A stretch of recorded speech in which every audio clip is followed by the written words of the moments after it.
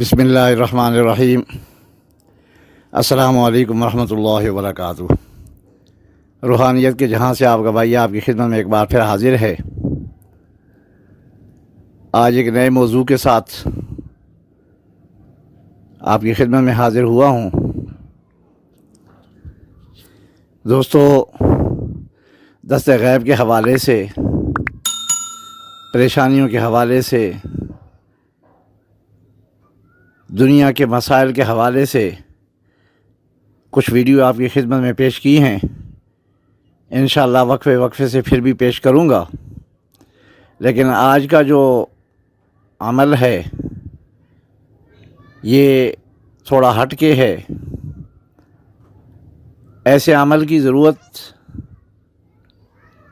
بہت کم پڑتی ہے لوگوں کو، لیکن جب پڑتی ہے تو پھر اس عمل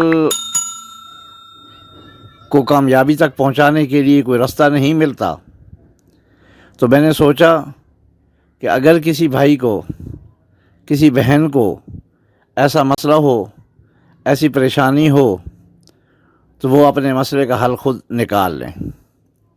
دوستو، دنیا میں رہتے ہوئے برداشت کا مادہ انسان میں بہت زیادہ ہونا چاہیے۔ ہمارے آقا صلی اللہ علیہ وآلہ وسلم نے اس کے عملی نمونے دنیا میں پیش کیے ہیں، اور ہم مسلمان ہونے کے ناطے ہم میں وہ ہمت اور سکت اور برداشت ہونی چاہیے کہ ہم برداشت کریں۔ اگر کوئی مسلمان بھائی زیادتی بھی کر جاتا ہے تو ہمیں برداشت کرنا چاہیے، لیکن کچھ لوگ ایسے ہوتے ہیں کہ ظلم و بربریت کی انتہا کر دیتے ہیں۔ ان کے دل میں خدا کا ترس نہیں ہوتا، خدا کا ڈر بھی نہیں ہوتا، نہ قبر کے عذاب کا فکر ہوتا ہے۔ بس ان کو دنیا سے غرض ہوتی ہے اور اسی وہ غرض میں لگے رہتے ہیں۔ تو دوستو، یہ عمل ایسے بندے کے لیے ہے کہ جو بندہ ایک قسم کا یوں سمجھ لیں کہ دینداری سے بالکل ہٹ چکا ہو، خدا سے دور ہو چکا ہو، خدا کے رسول صلی اللہ علیہ وآلہ وسلم سے دور ہو چکا ہو، ایسے بندے کے لیے یہ عمل کرنا جائز ہے۔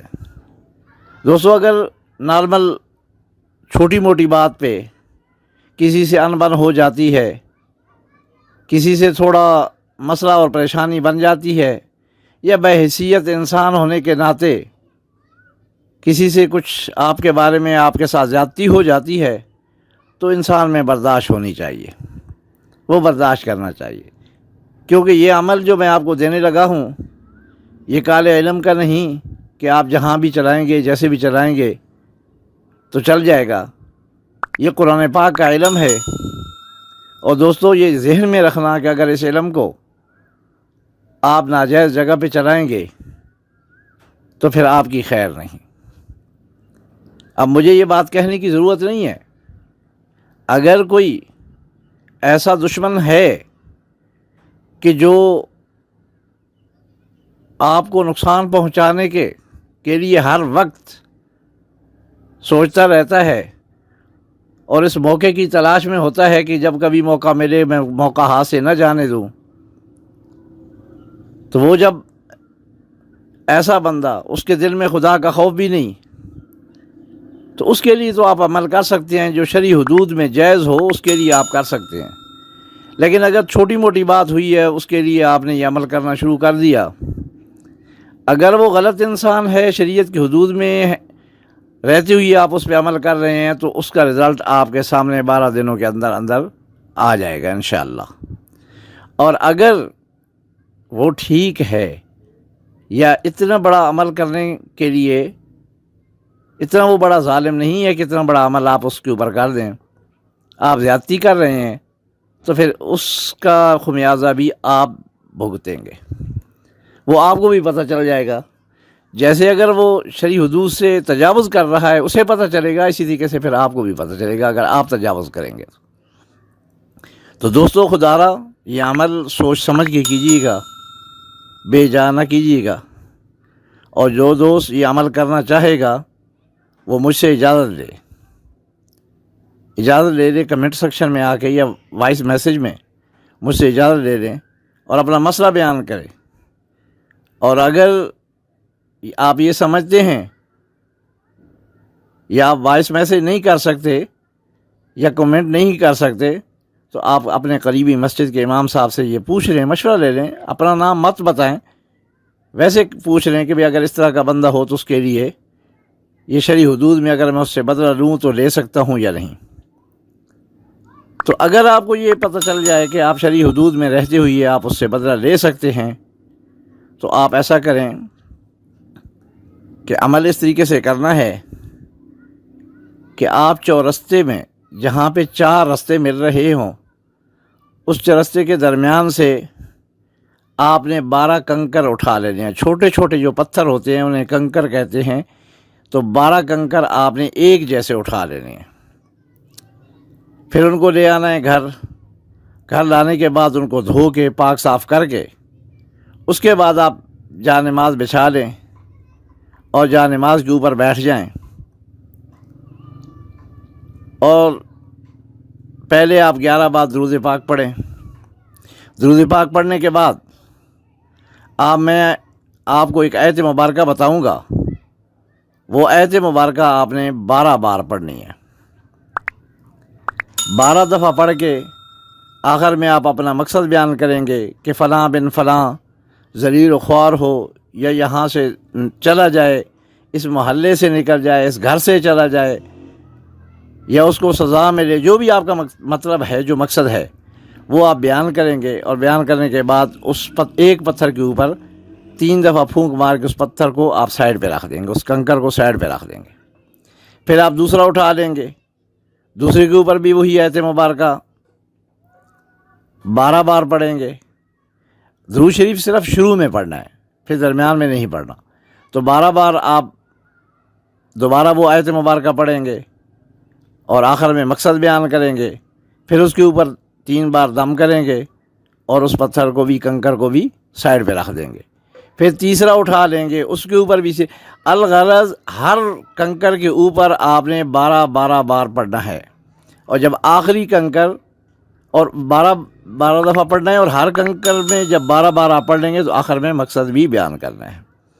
جب 12واں کنکر آپ اٹھائیں گے، اس کو دم کریں گے تو اس کے آخر میں بھی 11 بار درود پاک پڑھ لینا ہے. جب آپ ایک ایک کنکر کو دم کر لیں گے تو اس کے بعد آپ نے یہ کرنا ہے کہ وہ پتھر سنبھال کے رکھ لینے ہیں. اب ان میں سے ایک کنکر جو ہے وہ آپ لے جائیں جہاں پہ وہ آدمی رہتا ہے، جس گھر میں رہتا ہے، اس گھر کی دیوار کو باہر سے اس کنکر کو زور سے ماریں اور دل میں یہ مقصد جو آپ نے مقصد وہاں بولا ہے پڑھائی کے دوران، وہی مقصد دل میں سوچ کے اس کنکر کو آپ زور سے ماریں اور مار کے آپ آگے نکل جائیں یا واپس آ جائیں. پھر دوسرے دن دوسرا کنکر، تیسرے دن تیسرا کنکر. الغرض اسی طریقے سے روزانہ ایک ایک کنکر اس کی دیوار کو مار رہے ہیں اور مار کے واپس آ جانا ہے. تو 12 دن انشاءاللہ مکمل نہیں ہوگے تو جو رزلٹ ہوگا وہ آپ کے سامنے ہوگا. دوستو میں پھر عرض کر رہا ہوں کہ ناجائز مت کیجیے گا. اگر ناجائز کریں گے اپنے گھر بار کی زندگی کو برباد کر دیں گے، اپنے گھر بار کو تباہ و برباد کر دیں گے.